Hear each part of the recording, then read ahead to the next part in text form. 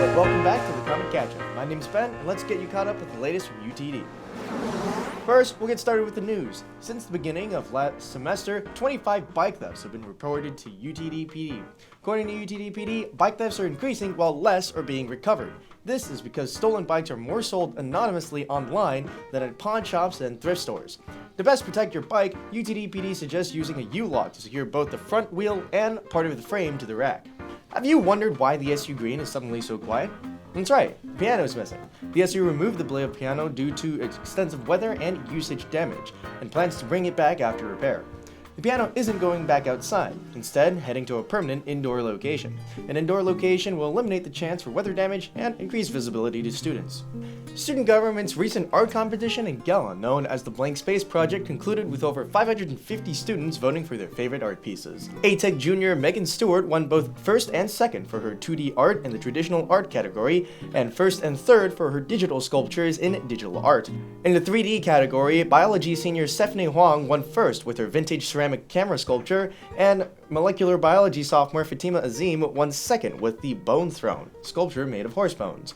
If you didn't get to see the art, don't worry. Once SG finds a spot, they'll request artists permission to display their art all year round.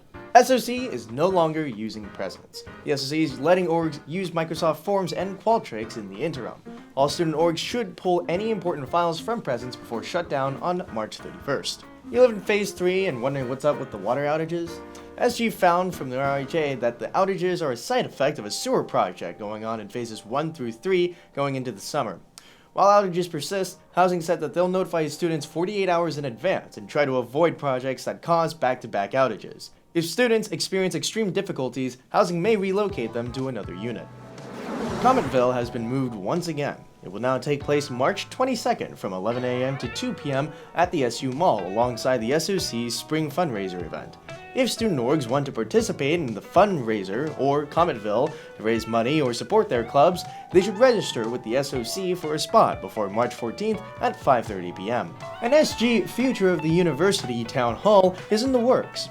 The Town Hall will feature guests to speak on how UTD's campus life, academics, and culture is evolving in response to changes made during the COVID-19 pandemic.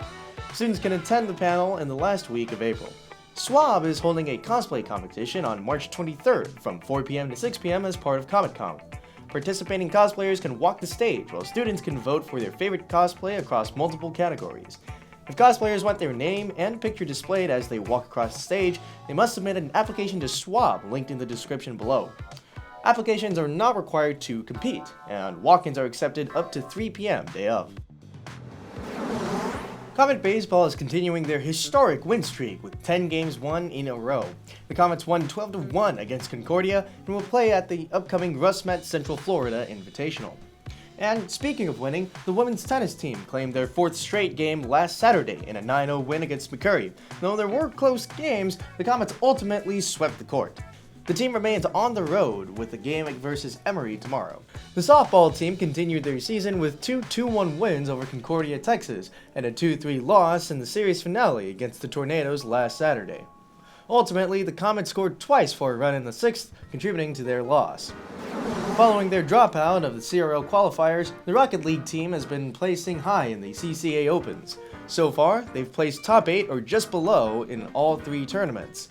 With a new roster, the team is looking to rebuild synergy to make the playoffs. Finally, in the last season of Overwatch, the team currently sits at the top of the Western Conference at 6-0. There remains a few other teams to fight in the round robin, after which they'll head to a group stage with the best of both conferences. And that's all for today. Tune in next time for the latest in news, clubs, and sports. My name's Ben, and thank you for watching.